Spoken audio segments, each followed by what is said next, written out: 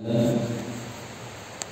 akan melanjutkan kajian kita dari pembahasan kitab Syarah Al-Aqidah Al-Wasithiyah. Insyaallah kita akan masuk pada bab yang baru. Berkata penulis rahimahullah ta'ala, isbatul wajhi lillahi subhanahu. Isbatul wajhi, menetapkan sifat wajah lillahi, bagi Allah subhanahu wa ta'ala. Maka dari mulai bab ini beliau penulis rahimahullah ta'ala akan menyebutkan dalil-dalil berkaitan dengan sifat-sifat dzatiyah khabariyah. Itu sifat yang dzatiyah yang melekat pada diri Allah, khabariyah, dan tidak bisa ditetapkan kecuali min tariqatil khabar, dari jalan pengkhabaran dari Al-Quran maupun dalam hadis Nabi sallallahu alaihi wasallam. Baik. Kata penulis rahimahullah ta'ala, wa qawluhu wa yabqa wajhu rabbika dzul jalali wal ikram. Dalam surah Ar-Rahman ayat sebelumnya apa? Sebelum ayatnya bagaimana? Ada yang apa? Sebelumnya apa surah ayatnya? Kullu man 'alaiha fan. Kullu man 'alaiha fan. Semua apa yang ada di atas bumi itu fan, akan binasa. Wa yabqa wajhu rabbika dzul jalali wal ikram, dan akan tetap kekal wajah Rabbmu yang memiliki jalal, yaitu keperkasaan, keagungan, wal ikram, dan kemuliaan. Kata beliau syarah, wa yabqa wajhu rabbika, semua apa yang ada di atas bumi itu akan kekal, akan binasa. Semua yang ada di atas bumi akan binasa, akan musnah. Alam semesta ini akan hancur, akan musnah. Bumi dan langit-langit yang ada di dunia ini semua akan musnah. Wa yabqa wajhu rabbika, dan akan kekal wajah Rabbmu. Karena nanti ketika sudah dihancurkan bumi dan semua langit, maka Allah akan mengganti dengan bumi yang langit dan langit yang baru.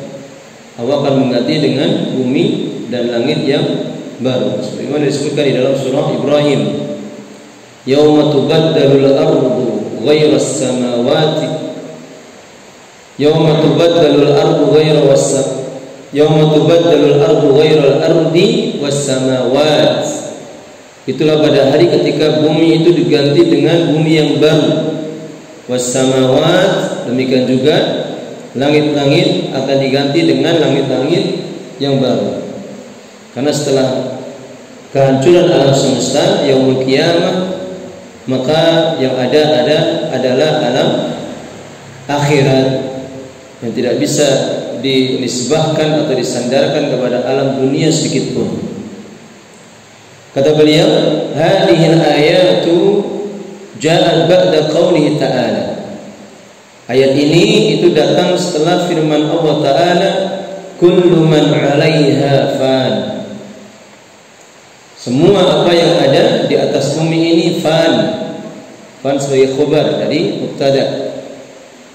Dia apa? Marfu' bi dhamma muqaddar li'annahu isim manqus.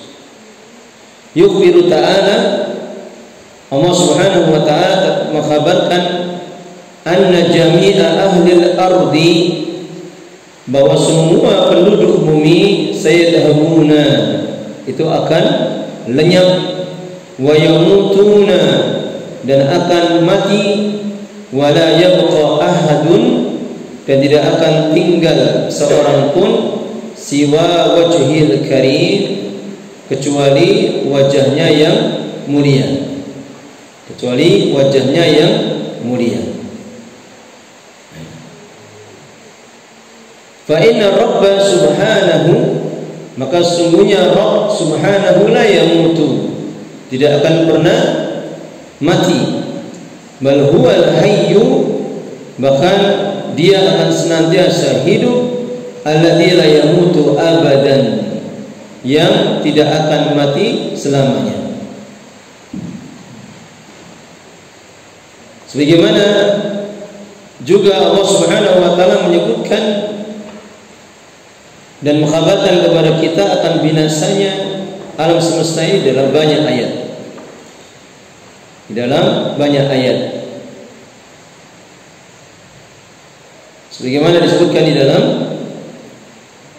ayat dalam surah Al-Hadid, sebagaimana Allah Subhanahu wa taala berfirman, "I'lamu annamal hayatud dunya la'ibu wa lahu wa zinah wa tafakhurun bainakum wa takasurun fil amwali wal aulad."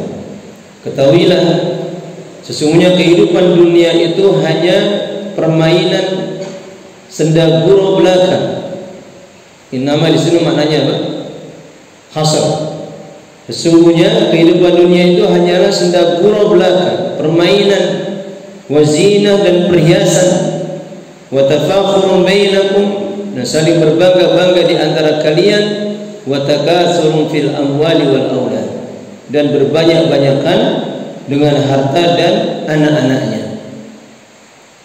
Maka Allah misalkan kehidupan akhirat itu kama salil ghaisin, seperti hujan, kama salil ghaisin,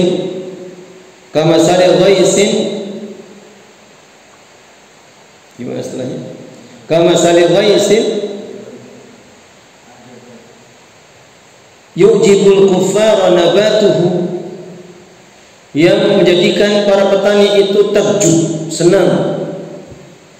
Summa yahiju fatarahu musfarra, kemudian menjadi kering, maka engkau melihatnya itu menguning. Summa yakunu hutama, kemudian setelahnya hutama, hancur. Ini hakikat dari dunia seperti itu. Ada di dalamnya kesenangan, permainan, senda gurau, perhiasan, kemewahan, dan semuanya itu akan menjadikan terlalaikan banyak manusia, hingga kemudian mereka akan semuanya melihat kehancuran alam semesta ini. Dengan terlebih dahulu Allah mewafatkan setiap hamba-hambanya. Adapun di akhirat cuma ada dua pilihan saja. Wa fil akhirati adzabun syadid wa maghfiratun minallahi wa ridwan. Adapun di akhirat cuma ada dua perkara.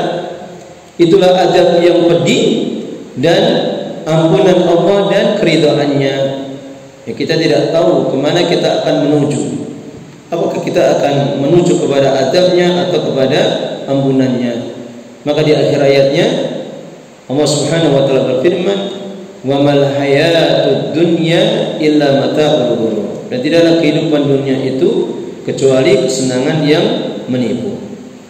Maka semua apa yang ada di alam semesta ini akan hancur. Kemudian kata beliau, Dzul Jalali ay al-'azamah wal kibriya, yaitu keagungan dan kebesaran. Wal ikrami ay al-mukrim li anbiya'ihi wa ibadihi salihin.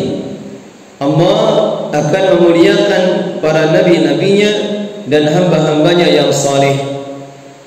Wakila, dan dikatakan juga al-mustahiqu ayyukrima an kulli syai'in la yaliku bihi. Dikatakan juga al-mustahiqu, itu orang yang berhak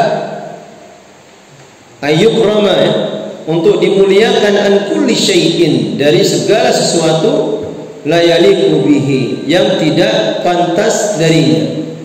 Artinya dia akan ditinggikan kedudukannya, dimuliakan, diangkat derajatnya dari keadaan yang asalnya tidak pantas baginya. Baik. Maka kalau kita perhatikan sebelum nanti datang penjelasan dari Syekh Fauzan, wa yabqa wajhu rabbika dzul jalali wal ikram, maka dzul di sana itu sebagai apa di sini? Wa yabqa, yabqa itu fi'il mudhari marfu' bi dhammah muqaddarah. Wajhu sebagai apa? Fa'il. Kemudian rabbi mudhafun ilaih, kaf dhamir jar muttasil fi mahalli jar mudhafun ilaih. Adapun du sebagai apa? Biar nanti kalau memahami penjelasan Syekh itu semakin paham. Du sebagai apa? Sebagai na'at. Na'at dari mana? Wajhu. Na'atnya dari mana? Dari wajhu, bukan rabbi. Bukan apa? Rabbi. Kalau rabbi berarti harusnya na'atnya bagaimana? Zi. Sebagaimana nanti ada di akhir ayat di dalam surah Ar-Rahman. Tabarakasmu rabbika dzil jalali wal ikram. Dzil jalali wal ikram. Nah, sekarang perhatikan itu. Jadi kalau dzu di sini sifat untuk apa? Wajhu. Sehingga batillah anggapan dari orang-orang Mu'attilah, orang-orang yang menafikan atau menyediakan sifat wajah bagi Allah, bahwasanya sebagaimana nanti akan datang penjelasannya, mereka memaknai wajhu rabbika ayat zatu rabbika, zatnya Rabbmu. Wajhu mereka artikan sebagai apa? Zat. Paham ini? Sehingga mereka menafikan itu, tidak mengimani sifat wajah bagi Allah Subhanahu wa taala. Bagaimana mereka mengimani? Mereka saja tidak mau mengimani ilmunya Allah, sam'u, pendengaran Allah, al-basar, penglihatan Allah, apalagi mengimani wajah. Lebih lagi apa? Wah, ini tidak boleh terjadi. Allah harus tersucikan dari sifat jism seperti ini. Sifat jism seperti ini. Adapun Ahlussunnah sebagaimana nanti akan datang penjelasannya, maka para ulama menetapkan sifat wajah bagi Allah. Yang kemudian kalau ada penjelasan tentang menetapkan sifat wajah bagi Allah, maka akan berkata orang-orang Mu'attilah atau orang-orang muharrifah, muawwilah, lihat ucapan orang-orang mujassimah itu. Lihat ucapan orang-orang mujassimah. Mujassimah sendiri sebetulnya adalah golongan orang-orang yang menetapkan jism secara hakiki untuk Allah. Jadi mujassimah itu ada golongannya. Mereka menetapkan jism, anggota badan yang hakiki untuk Allah Subhanahu wa taala. Artinya menetapkan jasad. Menetapkan apa? Jasad. Adapun lafaz jism kan tidak ada dalilnya. Bedakan ya. Artinya kalau para ulama Ahlussunnah wal Jamaah menetapkan sifat wajah, sifat yad, sifat apa lagi? Ain, sifat qadam. Maka itu hanya menetapkan sifat ketika Allah menetapkan sifat itu untuk dirinya. Adapun kalau dikatakan Allah itu punya jism, punya jasad, maka seperti ini tidak ada dalilnya. Ketika tidak ada dalilnya, maka para ulama bersikap tawakuf, diam, tidak menetapkan, akan tapi juga tidak apa? Menafikan. Ya. Sekarang kita baca dulu dari apa yang dijelaskan pada ayat yang kedua. Allah Subhanahu wa taala berfirman, "Kullu syai'in halikun illa wajhah." Kullu syai'in, setiap segala sesuatu, halikun, pasti akan binasa, illa wajhahu, kecuali wajahnya Allah Subhanahu wa taala. Wa qawluhu kullu syai'in halikun, ay kullu man fis samai, semua siapa yang ada di langit, wa man fil ardi, dan siapa yang ada di bumi, sayatahbuna wa yamutuna, mereka akan lenyap. Yatahbuna artinya pergi, artinya apa? Akan lenyap, wa yamutuna, dan akan mati. Illa wajhahu, kecuali wajahnya. Saya menyebutkan penjelasan dari sisi nahwunya di sini. Wajhahu, wajha ay mansubun ala istisna. Wajha itu mansub sebagai apa? Mustasna. sebagai apa? Mustasna. Baik. Dan mustasna sini hukumnya apa? Harus apa? Mansub. Kenapa? Karena kalimatnya bentuknya apa? Isbat dan tam. Baik. Wa hada ikhbarun, dan ini adalah pengkhabaran bi annahu ad-daimu al-baqi, bahwasanya Allah itu akan kekal, alladzi tamutu al-khalaiqu wa la yamutu, yang semua para makhluk-makhluknya, semua makhluk-makhluknya itu akan mati, wa la yamutu, dan Allah tidak akan mati. Jadi kalau kita ngartikan fi'il mudhari, dilihat kalau konteksnya itu istiqbal, ya tambahin saja kata akan, wa la yamutu, dan tidak akan mati. Baik. Ayat ini juga memberikan tanbih dan tahdzir kepada kita betapa semua apa yang ada di alam semesta ini akan mati, semua akan binasa. Dan hari ini kita menyaksikan sendiri bagaimana Allah Subhanahu wa taala mengambil sebagian di antara hamba-hambanya, kita mensolatinya, kita mengiringkan jenazahnya. Maka ayat-ayat seperti ini hendaknya memberikan tanbih atau nasihat kepada kita semua agar kita tidak tertipu dengan keindahan dunia, kemewahan dunia, sehingga melalaikan dari perkara akhirat kita, dari sesuatu yang kita tahu semuanya itu akan kekal. Baik.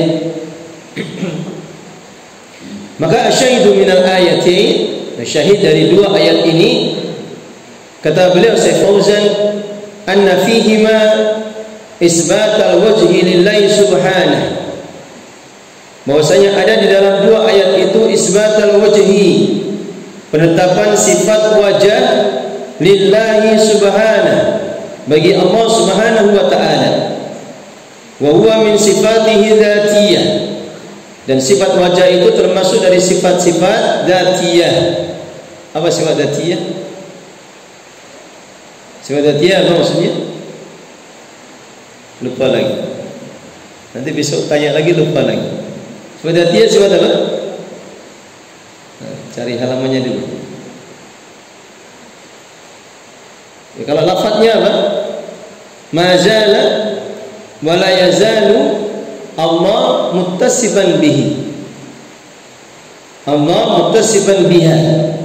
Ya, Allah itu senantiasa tersifati dengan sifat itu. Itu namanya sifat apa? Dzatiyah. Beda dengan sifat fi'liyah. Kalau sifat fi'liyah, apa sifat fi'liyah? Ma yata'allaqu bi masyiatihi. Apa yang terkait dengan kehendak Allah Subhanahu wa taala. Idza syaa fa'ala wa idza lam yasha lam yaf'al.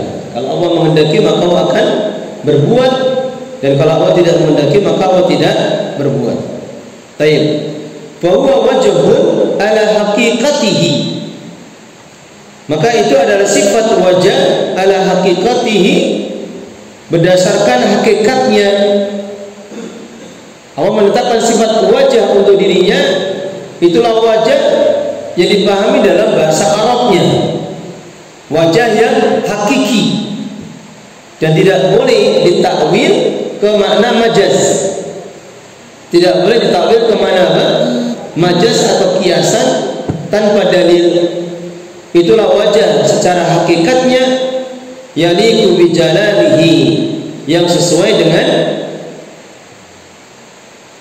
keagungan atau kemuliaan Allah Subhanahu wa taala. Sehingga kalau kita membaca di dalam Al-Qur'an ayat-ayat yang menyebutkan sifat wajah bagi Allah, maka wajib kita untuk menetapkan sifat wajah itu ala hakikatihi, secara hakikatnya. Allah itu punya wajah. Allah punya wajah. Dan tidak boleh kita menyerupakan wajah Allah dengan makhluk, atau memahami wajah Allah sebagaimana wajah makhluk, sehingga terjatuhlah di dalam kebatilan orang-orang Mu'attilah, sehingga mereka menolak sifat wajah yang Allah tetapkan untuk dirinya sendiri, atau mentakwil kepada makna yang tidak Allah kehendaki.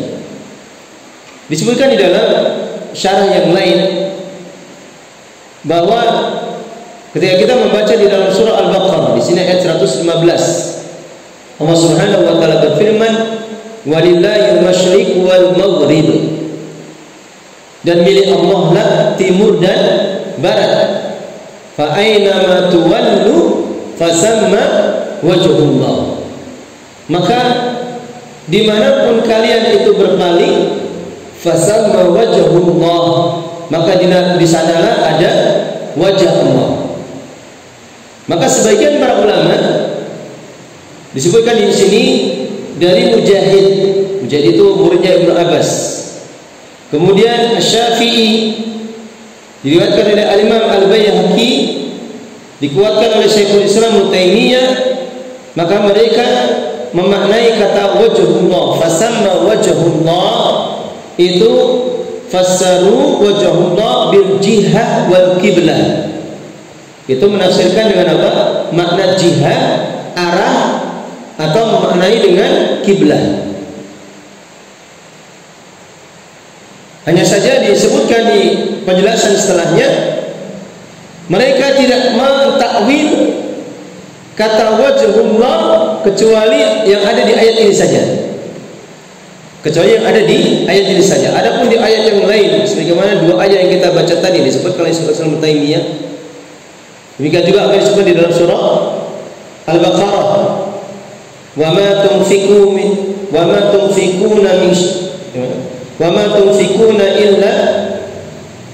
illa batigha'a wajhillah. Dan tidaklah kalian bersedekah kecuali menginginkan wajah Allah. Maka sama, ini wajah secara hakiki. Adapun di dalam ayat yang kita baca tadi, fa aina ma tuwallu fasamma wajhullah, maka sebagian para ulama memahami wajhullah jihad, arah atau kiblat. Dan tidak ditakwil ayat yang menyebutkan kata wajah bagi Allah kecuali ayat ini. Itu pun diingkari oleh banyak para ulama. Jadi takwilnya sebagian para ulama ini diingkari oleh banyak para ulama, termasuk Al-Imam Al-Qayyim. Beliau mengingkari pendapat gurunya sendiri Syekhul Islam Ibnu Taimiyah. Karena kata beliau, kata jihad yang bermakna kiblat itu disebutkan dengan lafaz apa? Wijhah. Sebagaimana di ayat setelahnya itu atau ayat sebelumnya. Walikulli wijhatun huwa muwaddiha. Dan pada setiap arah itu wijhatun, ada apa? Arah kiblat, huwa muwaddiha, yang dia bisa apa? Arahkan pandangannya ke sana. Jadi Al-Imam Al-Qayyim mengingkari sebagian dari apa yang disebutkan oleh para ulama ketika menafsirkan fasamma wajhullah itu dengan arah jihad atau dengan kiblat. Baik. Kemudian kata Syekh Fauzan, laisa kamitsli syai'un.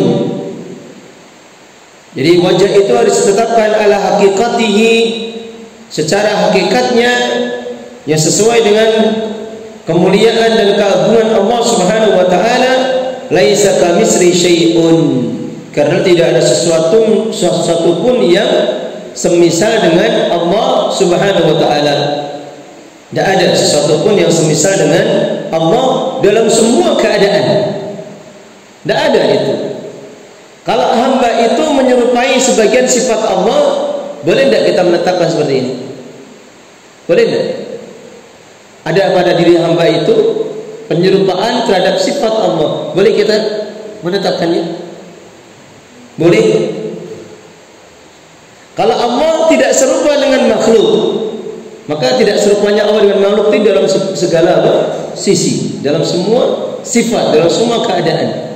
Tapi kalau hamba itu dikatakan hamba itu menyerupai Allah, boleh atau tidak? Boleh. Boleh dikatakan hamba itu menyerupai Allah. Ketika hamba itu mendengar, Allah juga mendengar. Maka hamba itu serupa dalam sifatnya pada sebagian sifatnya pada diri Allah. Termasuk apa yang insya Allah sebentar lagi akan kita amalkan dari perintah Allah, yaitu berpuasa. Sehingga ketika disebutkan di dalam hadisnya, Rasulullah SAW mengatakan, kullu amali ibnu Adam yudha'af wal hasanatu bi asyri amsalha ila 700 dha'fin. Setiap amalan Bani Adam itu akan dilipat gandakan menjadi 10 kali lipat pahala. Sampai berapa? 700 dha'fin, 700 kali lipat pahala. Qala Allah Ta'ala berfirman, illa siyam, kecuali puasa, fa innahu li, maka puasa itu adalah untukku, wa ana ajzi bihi, dan akulah yang akan membalasnya. Artinya balasan pahala puasa itu jauh bisa melampaui 700 kali lipat. Maksudnya seperti itu. Dan para ulama mengatakan, kenapa puasa itu kok bisa diberikan pahala semikian besarnya, melampaui ibadah-ibadah yang lain? Kira-kira apa? Ini kan faidah yang insya Allah untuk pernah mendengar, pernah mendapatkan, bahkan sering kita ulang-ulang kalau di pembahasan-pembahasan dulu. Apa kira-kira?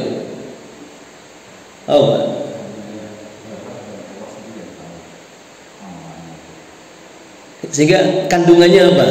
Kok Allah yang akan membalas pahala puasa itu sedemikian besarnya itu. Bahkan berarti kan lebih besar daripada 700 kali lipat tadi. Kenapa? Berarti terkandung di dalamnya apa? Makna apa? Ikhlas. Karena puasa itu kan amalan hati. Beda sama sholat. Kalau sholat amalan jawari, anggota badan. Kita membaca, kita berbuat. Tapi kalau puasa itu amalan hati. Kan puasa itu perintahnya apa? Puasa itu perintahnya apa? Meninggalkan. Atarku, ya tak? Kata imsak pun artinya menahan diri, artinya meninggalkan. Puasa itu amalnya meninggalkan, sehingga puasa itu amalan hati. Sehingga ya kalau Ramadan, ya semua kita pasti tahu, semua puasa. Coba kalau amalan puasa sunnah, kan ada yang tahu kecuali dirinya dengan Allah, kecuali min babil ikhbar, kecuali dia kabarkan itu. Pasti status, bikin status itu. Alhamdulillah lagi berbuka bersama keluarga. Tahu kalau ini lagi puasa sunnah. Nah ini baru kelihatan. Kalau tidak kan urusan dia dengan Allah. Amin. Kemudian yang kedua, kata para ulama, karena ada di dalam ibadah puasa itu bentuk penyerupaan sifat Allah. Itu sifat apa? Allah itu tidak apa? Tidak makan, tidak minum. Ya. Dan Allah itu kalau hamba itu pada malam kadang dia terjaga dari tidurnya untuk beribadah. Itu sebagian dari apa yang menyerupai sifat Allah Subhanahu wa taala. Baik. Demikian juga ada di dalam puasa itu sifat apa? Sabar. Dan Allah telah menjanjikan untuk membalas dengan sebab kesabaran kita itu pahala yang tidak ada hisabnya. Bagaimana ayatnya? Innama yuwaffas sabiruna ajrahum bighairi hisab. Sesungguhnya akan disempurnakan pahala orang-orang yang bersabar itu tanpa hisab. Dan puasa itu nisfus sabri. Puasa itu separuh dari kesabaran. Karena kita bersabar dalam menjalankan perintah, bersabar dalam meninggalkan larangannya, bersabar di dalam menahan dari kesulitan atau kepayahan di dalam puasa. Baik. Maka beliau mengatakan setelahnya, la kama yaj'umu mu'attilatus sifati, tidak sebagaimana apa yang disangka oleh orang-orang yang menolak sifat-sifat. Mu'attilah artinya menolak sifat-sifat. Annal wajha laisa ala haqiqatihi, bahwasanya wajah itu tidak secara hakikatnya. Apa mengatakan wajahnya itu artinya mereka mengatakan itu bukan wajah secara hakikatnya. Wa innamal muradu bihi adzatu. Mereka hanya mengatakan yang dimasukkan dengan wajah itu adalah adzat, zatnya Allah. Jadi kalau disebutkan di situ wa yabqa wajhu rabbika, dan akan kekal zat Rabbmu. Kullu syai'in halikun illa wajha, segala sesuatu akan binasa kecuali zatahu, zatnya. Ini kata orang-orang Mu'attilah. Dan ini perkara yang batil, nanti akan dijelaskan oleh Syekh di akhir pembahasan. Awas sawab, atau diartikan wajah itu sawab, pahala. Kalau zat di sini ini takwilnya orang-orang Mu'attilah sebelum mereka menolak. Kalau sawab ini takwilnya orang-orang Asy'ariyah, Maturidiyah, Kullabiyah. Mereka mengatakan wajhu rabbika sawabu rabbik. Itu pahala Rabbmu, au al-jihah, atau dipalingkan maknanya menjadi jihad. Yang tadi kita sebutkan tadi ada beberapa ulama yang menafsirkan satu ayat yang disebutkan dalam surah Al-Baqarah tadi dengan makna jihad. Itu pun diingkari oleh banyak para ulama, bahkan oleh Al-Imam Ibnu Qayyim mengingkari pendapat gurunya sendiri. Aw ghairu dzalika, atau selain dari makna-makna itu. Wa hadhihi ta'wilatun batilatun min wujuhin. Dan takwil-takwil ini adalah takwil-takwil yang batil min wujuhin, dari beberapa sisi. Minha, yang pertama kata beliau, ana jaa atful wajhi ala dzat, bahwasanya telah datang atful wajhi. Atful wajhi adalah diikutkannya wajah ala dzat, kepada zat atau atas zat. Kama fil hadisi, sebagaimana disebutkan di dalam hadisnya, a'udzu billahil azimi wa biwajhil karim. Aku berlindung dengan Allah yang Maha Agung dan aku berlindung dengan wajahnya yang mulia. Maka di situ kan dibedakan antara zat dengan sifat, yaitu sifat wajah. Wal adafu, kata beliau, dan mengikutkan itu yaqtadil mughayarah, itu mengharuskan adanya apa? Mughayarah, perbedaan. Mengharuskan ada apa? Mughayarah, perbedaan. Ini yang pertama. Kemudian yang kedua, wa minha, dan diantaranya annahu, bahwasanya Allah adhafal wajha, itu menyandarkan wajah ila zat, kepada zatnya. Allah itu menyandarkan wajah kepada zatnya. Faqala wajhu rabbika, perhatikan ini. Maka kalimat wajhu rabbika, artinya wajhu itu disandarkan atau diidhofahkan kepada apa? Rabb. Berarti Rabb itu kan maknanya apa? Zat. Tayyib. Wa wasafal wajha, dan mensifati wajah biqaulihi, dengan firman-Nya dzul jalali wal ikram, yaitu wajahnya yang memiliki apa? Jalal, kemuliaan, keagungan, wal ikram, dan kemuliaan. Memiliki keagungan dan kemuliaan. Falakana al-wajhu, maka seandainya wajah itu huwa dzat, adalah zat, lakana lafdzul wajhi, maka sungguh kalau begitu lafaz wajah fil ayati silatun, di dalam ayat itu silah. Silah maknanya apa? Zaidah. Apa zaidah? Tambahan. Kalau maknanya wajah itu zat, berarti lafaz wajah itu silah saja, yaitu apa? Tambahan. Paham ini? Sedangkan para ulama tidak ada yang mengatakan demikian. Tidak ada yang mengatakan lafaz wajhu itu silah atau sekedar tambahan saja. Wala qala, maka sungguh Allah telah berfirman, dzil jalali wal ikram.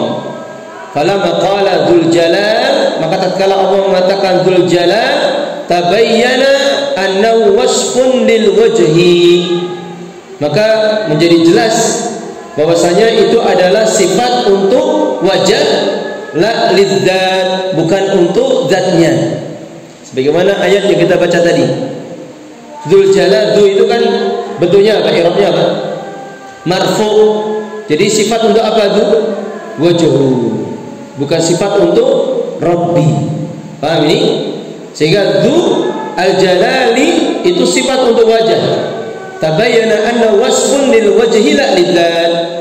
Maka menjadi jelas bahwasanya dzul jalali itu sifat untuk wajah, bukan sifat untuk zatnya.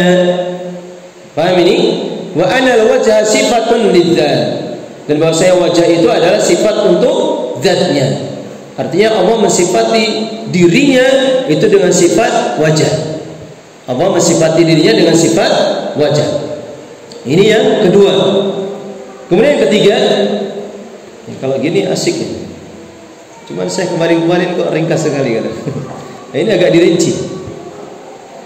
Kemudian wa minha, dan diantaranya juga untuk membantah orang-orang ahlu takwil itu, annahu la yu'rafu, bahwa saya tidak diketahui fi lughati ummatin, di bahasa umat yang mana, minal umam, dari umat-umat yang ada, anna wajah syai'i bi makna dzatihi, bahwasanya wajah sesuatu itu maknanya adalah zatnya. Misalkan benda itu kan punya wajah ya. Benda itu punya wajah, punya sisi. Kita ada wajahnya. Maka tidak bisa terpahami secara bahasa apapun juga wajah itu dikatakan zatnya. Kan begitu. Aw as-sawa, atau dikatakan wajah itu sawa pahalanya.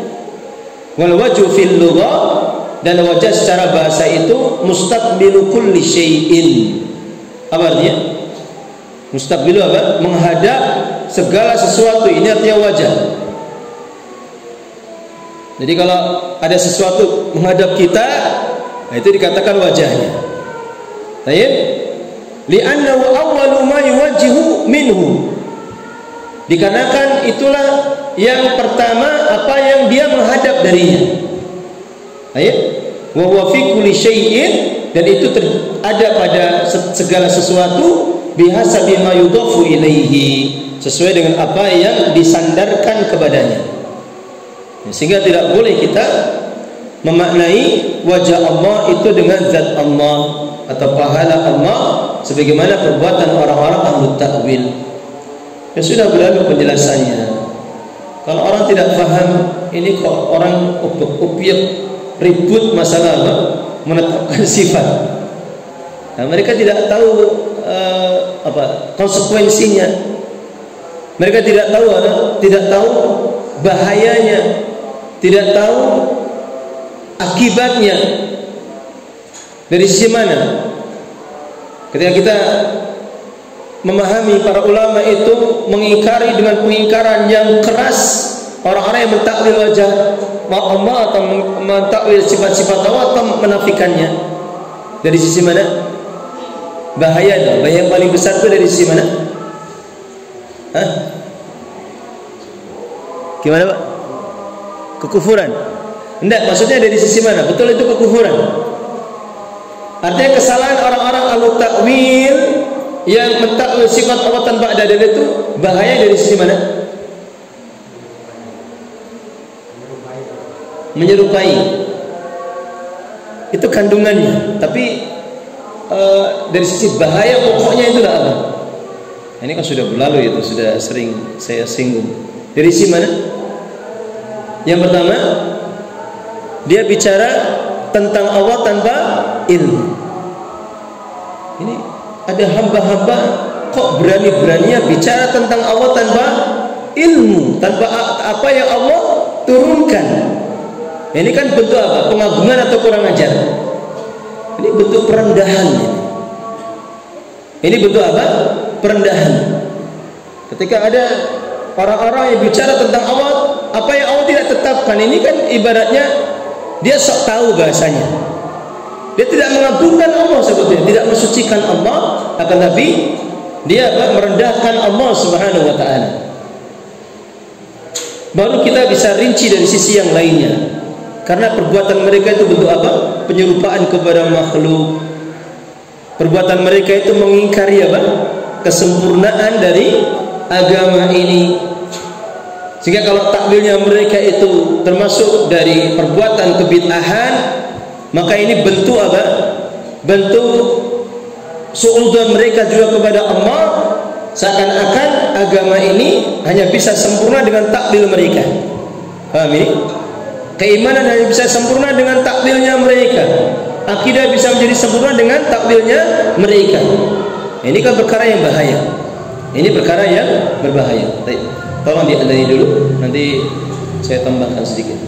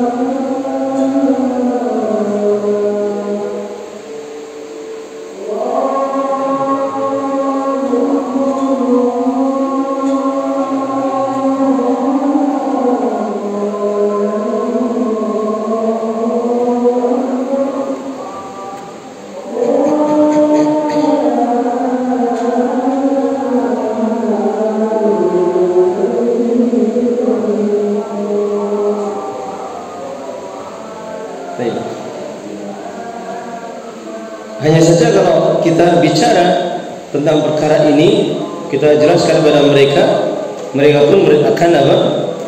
Sama, akan menuduh kita. Ya, tadi dengan tuduhan orang-orang Mujassimah. Mujassimah sendiri itu salah satu firqah.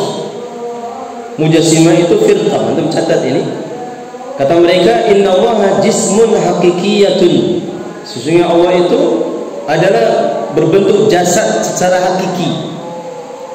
Berbentuk apa? Jasad secara hakiki, murakkabun min lahmin wa damin wa syi'rin wa sya'rin wa admin, yang tersusun dari daging, darah, rambut, tulang. Dan pemahaman ini yunsabu, disandarkan kepada, ini namanya Dawud Al-Jawaribi. Namanya yang tokohnya Mujassimah ini Dawud Al-Jawaribi. Kemudian yang kedua Muqatil bin Sulaiman. Yang kedua tokoh Mujassimah itu Muqatil bin Sulaiman. Sehingga mereka lah yang bikin gara-gara. Maksudnya seperti itu. Gara-gara mereka, para ulama Ahlussunnah dituduh Mujassimah. Sama halnya paham Wahabi, itu kan asalnya siapa? Abdul Wahab bin Sulaiman Ad-Dustur, ya kan? Rustum apa? Abdul Wahab bin Sulaiman Ar-Rustum. Ya memang dulu betul itu Al-Wahabi, gerakannya Wahabi itu pecahan dari Khawarij. Memang senang menumpahkan darah, ya, sehingga sebutan itu sampai sekarang masih ada. Ya, cuman ketika dinisbahkan kepada dakwah tauhid, dakwah salaf, ini yang menjadi masalah. Mereka menuduh sebagai Wahabi. Karena asalnya memang ada Wahabi dulu yang memang membuat kerusakan. Sama halnya hal-hal yang lainnya seperti itu. Ada julukan-julukan yang sebetulnya itu menyimpang. Lalu orang-orang ahlu tauhid, ahlu sunnah itu disandarkan kepada mereka. Itu sandarkan kepada mereka. Orang-orang takfiriyun kalau mengatakan kita apa? Orang-orang takfiriyun itu mengatakan kita apa? Murji'ah. Karena tidak mau apa? Mengkafirkan penguasa yang tidak berhukum dengan hukum Allah. Mereka mengatakan kita Murji'ah. Sebagaimana orang-orang mungkin Thariqah Sufiyah mengatakan kita juga Khawarij. Orang-orang yang yang mereka betul-betul berkasih sayang dengan orang-orang kafir, yang mengatakan kita Khawarij. Jadi tuduhan Ahlussunnah itu banyak sekali. Ada An-Nasibi. Kalau orang-orang Syiah mengatakan An-Nasibi. An-Nasibi itu orang-orang yang benci Ahlul Bait. Itu ada. Memang ada golongan itu. Hanya saja mereka timpakan kepada siapa yang mereka maui secara hawa nafsunya. Itu banyak julukan untuk orang-orang Ahlussunnah. Sebagaimana kita juga dituduh takfiriyun. Ada pernah itu waktu umroh dulu. Ada mungkin pembimbing umroh lain itu ngobrol, dia nyebutkan kitab Kasyfus Syubhat. Dia sebutkan itu. Ada kitab Kasyfus Syubhat di situ. Bukankah itu takfir itu? Bukankah itu maknanya mengkafirkan? Ya, saya jawab, itu mengkafirkan secara mutlak. Artinya Syekh itu menjelaskan hukum kufurnya perbuatan. Bukan maknanya kemudian orang yang melakukan itu pasti kemudian dikatakan dihukumi kafir semua. Nah, cuman kan kebiasaan mereka seperti itu. Mereka nuduhnya kita apa? Senang mengkafir-kafirkan, mensyirik-syirikan. Padahal yang kita kafirkan apa? Perbuatannya. Yang kita syirikan apa? Perbuatan kesyirikan itu. Yang kita katakan bid'ah karena perbuatannya itu memang bid'ah. Kalau mereka mengatakan tidak syirik, tidak kufur, kan harusnya selesai. Tidak ada masalah itu. Mereka tidak perlu marah. Ya cuman yang muncul kemudian tuduhan itu. Orang-orang Wahabi itu mengkafir-kafirkan, mensyirik-syirikan. Nah, itulah yang terjadi. Baik. Kemudian berkaitan dengan makna dari nama Allah Dzul Jalali wal Ikram. Maka kita dapati nama ini disebutkan di dalam beberapa ayat, ya, disebutkan di dalam akhir dari surah Ar-Rahman, Tabarakasmu Rabbika Dzil Jalali wal Ikram. Sehingga Dzil Jalali wal Ikram itu mensifati Rabb, ya, mensifati apa? Rabb. Demikian juga disebutkan di dalam hadis Anas bin Malik radhiyallahu anhu, beliau mengatakan, dulu aku pernah duduk bersama Nabi sallallahu alaihi wasallam di masjid dan aku melihat ada seseorang yang sholat. Lalu hamba ini berdoa. Hamba ini kemudian berdoa. Kita kurang perhatian memang berdoa dengan bertawassul, berwasilah dengan nama-nama Allah. Maka hamba ini berdoa, Allahumma inni as'aluka, ya Allah sungguh aku minta kepadamu, bi anna lakal hamdu, dengan apa yang segala pujian itu untukmu, milikmu, la ilaha illa anta al-mannan, zat yang maha memberi karunia, badi'us samawati wal ardi, pencipta langit-langit dan bumi, ya dal jalali wal ikram, zat yang memiliki kemuliaan, keperkasaan, keagungan dan keperkasaan, ya hayyu ya qayyum, wahai zat yang maha hidup dan maha terjaga. Kemudian hamba ini minta kepada Allah. Kata Nabi SAW, ketika Anas bin Malik mengkhabarkan ini kepada Nabi, lihat ya, para sahabat itu dengar ucapan orang yang berdoa dengan doa seperti itu langsung hafal itu. Sekali dengar, setelah itu dikabarkan kepada Rasulullah. Subhanallah. Itu memang para sahabat memang berarti cerdas. Ya karena ada hadis yang panjangnya kayak gitu juga hafal. Ayo. Maka Nabi mengatakan, da'allaha bismil a'zam alladhi idza du'iya bihi ajaba wa idza su'ila bihi a'ta. Hamba itu telah berdoa kepada Allah dengan namanya yang agung, yang seandainya Allah itu diminta, diseru dengan nama itu, maka Allah akan mengabulkan, dan jika Allah diminta dengan nama itu, maka Allah akan memberi. Sehingga di antara hal yang banyak Rasulullah SAW perintahkan kepada kita, banyak-banyaklah kalau kita berdoa itu bertawassul dengan nama-namanya. Kalau perlu sebutkan namanya semuanya tidak apa-apa. Sebagaimana doa-doa yang diajarkan di dalam doa istiftah, itu penyebutan sifat-sifat Allah, nama-nama Allah itu banyak sekali. Lalu kemudian beliau berdoa. Baik.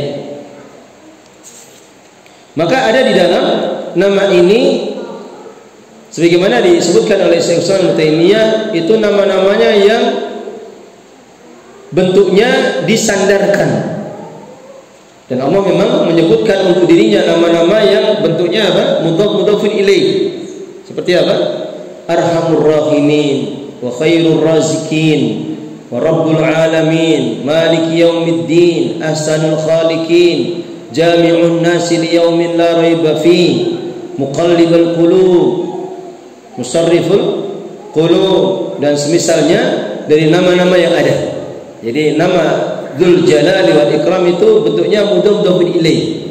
Dan itu Allah Subhanahu wa taala tetapkan untuk dirinya nama-nama yang lain yang banyak juga yang sifatnya mudhafun ilaih.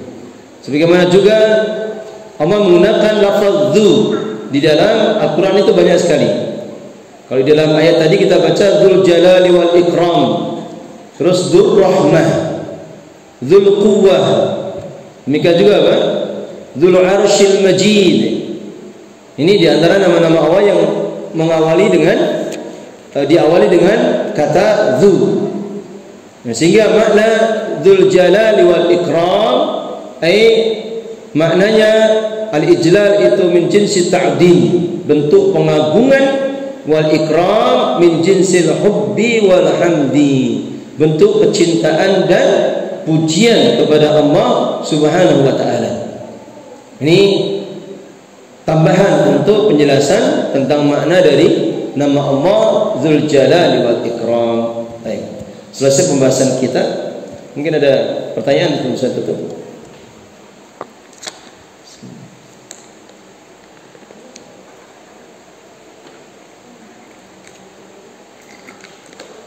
Kalau ada kita cukupkan. Maka semoga dengan kita mengkaji nama-nama Allah dan sifat-sifat Allah, itu semakin menumbuhkan pengagungan kita kepadanya, menumbuhkan kecintaan kita, karena kita diingatkan dengan sekian banyak dari kenikmatan rahmatnya yang begitu luas kepada kita. Semoga bermanfaat. Akhir da'wana alhamdulillahirabbil alamin. Subhanaka Allahumma bihamdika asyhadu an la ilaha illa anta astaghfiruka wa atubu ilaik.